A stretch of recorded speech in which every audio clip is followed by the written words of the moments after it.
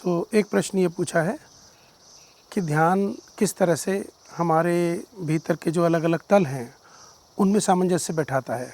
यानी हमारी बुद्धि है या हमारी भावनाएं हैं, मन के अलग अलग हिस्से हैं, या मोटे तौर पर ये जो जिनको आत्मा या तमाम चीज़ें कहते हैं, मतलब किस तरह से ये इन सारे चीज़ों में इंटीग्रेशन लाता है।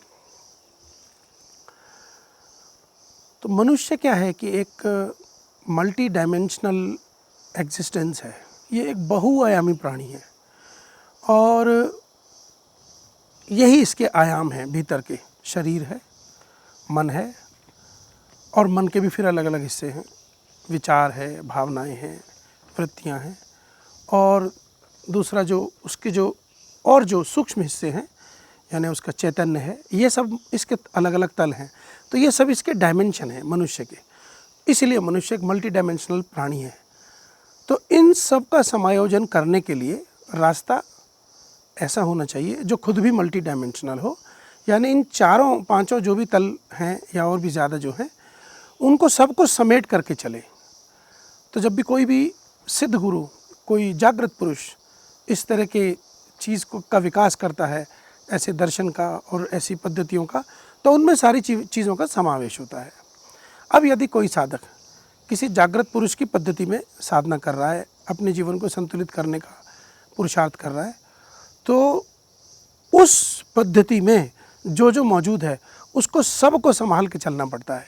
उदाहरण के लिए हम ओशो के पद्धति में हम समझने का प्रयास करें कि एक तरफ तो हैं ध्यान की विधियाँ, तो उनकी बनाई हुई, और कुछ पुरानी विधियों को भी उन्होंने नए कलेवर में प्रस्तुत कर दिया है अपनी विधियों के माध्यम से, ताकि वो आज के मनुष्य पर थोड़ी ज़्यादा प्रभावी हो जाएं, पुराने ढंग की ना लगे। तो जो ध्यान विधियाँ हैं उनका ये काम होता है कि हमारे भीतर का ऊर्जाओं का ढंग बदले, रसायन बदले, कुछ हम शरीर की सीमाओं से मुक्त हों, एक आंतरिक डिसिप्लिन हमें उपलब्ध हो। और ये इस तरह से होता है कि विभिन्न प्रकार की ध्यान की विधियाँ होती है। बहुत सारी ओशो ने बनाई, बहुत सारी विज्ञान भैरव तंत्र में है, कुछ बुद्ध के यहाँ से आती हैं, कुछ गुरजेफ के यहाँ से आती हैं। थोड़ा थोड़ा करके ओशो ने सबका उपयोग किया है। तो कुछ विधियाँ ऐसी होती हैं जो हमें फिज़िकल प्रेजेंस का ज़्यादा जिनका फोकस होता है, वो हमें एक तरह की ग्राउंडिंग देती हैं। जब हम फिज़िकल प्रेजेंस को ज़्यादा महसूस करते हैं तो हम अपने शरीर के नज़दीक होते हैं। ये तो बिल्कुल मौलिक आधार है ध्यान साधना में प्रवेश करने का, कि जो यंत्र हमारे पास है हम उससे बेखबर ना रहें, पहले कदम पे हम उसके प्रति तो सजग हों। तो फिज़िकल प्रेजेंस का हमें अभ्यास होता है।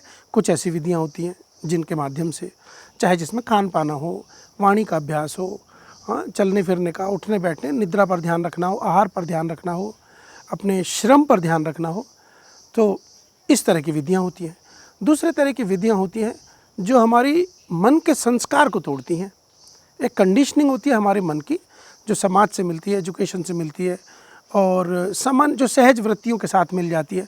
उस कंडीशनिंग को तोड़ने की कुछ विधियाँ होती हैं जिनमें लगातार किन्हीं विचारों का ख्याल करना होता है। उदाहरण के लिए विज्ञान भैरव तंत्र में ऐसी कई विधियाँ हैं जो एक विशेष विचार को अपने भीतर, जिसको मैच्योर करने पर बल देती हैं कि I am the divine flame. ये एक विचार है। धारणा की तरह से जब हम इसका उपयोग करेंगे तो ये खास तौर से हमारी पुरानी कंडीशनिंग को तोड़ेगा कि आई एम ओनली बॉडी, इसको तोड़ेगा और एक नई व्यवस्था को जन्म देने का प्रयास करेगा कि मैं एक दैवी है, मेरे अंदर कुछ गुण है। कुछ विधियाँ ऐसी होती हैं फिर जो हमारी इमोशनल वेलबींग के आसपास डिज़ाइन होती हैं, और यही इमोशन का फोर्स है जो हमको महसूस होता है रोज़ रोज़, जिसमें हम जीते हैं, जिसका प्रभाव हम पर होता है। तो ये सारी 3-4 तल हैं जिनमें विधियों, जो तमाम तरह की विधियों से जिनको संभाला जाता है। जब विधियों हम ढंग से करते हैं इन तलों से संबंधित, उनके विज्ञान को समझते हुए, डिसिप्लिन में, श्रद्धा के साथ, गुरु की गाइडेंस के साथ, तो धीरे धीरे इन तलों में ये जो तीनों चारों तल हैं इनमें आपसी सामंजस्य बनने लगता है, और जिसके कारण से एक नए चौथे पांचवें तत्व का उदय होने लगता है, जो होश का ही एक उच्च रूप है। होश सब में होता है लेकिन एक धारा विशेष की तरह से नहीं बहता है हम में। उदाहरण के लिए भाई, होश का उपयोग तो बैंक का कैशियर भी करता है जब वो नोट गिन रहा होता है, लेकिन उस समय उतना तनाव से भरा होता है कि होश तो होता है उसको कि एक नोट भी मिस ना हो जाए, लेकिन उतना वो रिलैक्स नहीं होता है। और किसी विषय पर उसका ध्यान होता है, नोट गिनने पर, अपने पर ध्यान नहीं होता है। वो ये एक नया तत्व है, अपने पर ध्यान चला जाना। तो ध्यान की विधियों से ये नए तत्व का उदय होता है, ये भी फिर इस पूरी व्यवस्था में जुड़ जाता है। तो ये सारा का सारा मिलकर हमको एक कंप्लीटनेस और होलनेस का एक आधार देता है। होलनेस, हम कंप्लीट हैं, वी डोंट मिस एनीथिंग, ऐसा कुछ फील देता है। और धीरे धीरे ये मैच्योर होता रहता है फिर समय के साथ, उम्र के साथ, अनुभव के साथ। इस तरह से ध्यान की विधियाँ ये हमारे माइंड, बॉडी और स्पिरिट में एक सामंजस्य बैठाने का प्रयास करती हैं। ये तो ध्यान की विधियों का मामला हो गया।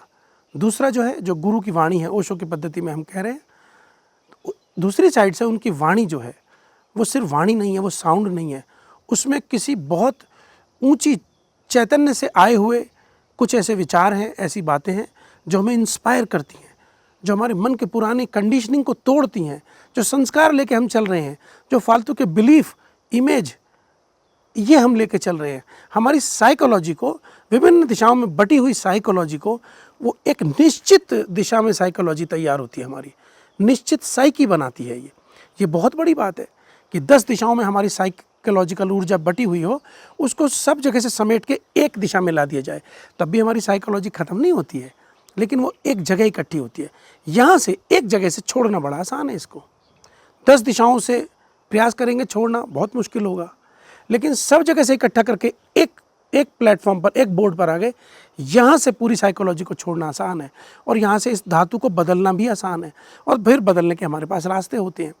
विधियों में आता है, सरेंडरिंग में आता है, सब कुछ आता है।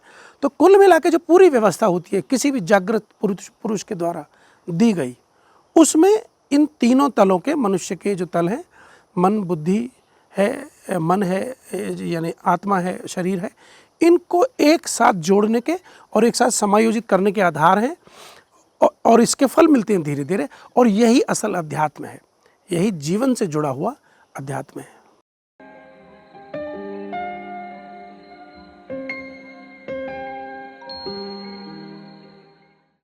तो उम्मीद करते हैं कि आपके जो भी प्रश्न रहे होंगे उसका उत्तर आपको मिल गया होगा। तो कोई भी अगर और प्रश्न आपका है तो नीचे कमेंट बॉक्स में उसको डाल दीजिए, तो हम कोशिश करेंगे कि आगे ऐसा ही और सेशन हम रख सकें, या छोटे छोटे सेशन और आगे हम आपके साथ शेयर कर सकें, जिसमें ऐसे जो क्वेश्चन, ध्यान से संबंधित क्वेश्चन हैं वो आपके साथ शेयर करें। तो हमारे साथ बने रहने के लिए बहुत बहुत धन्यवाद।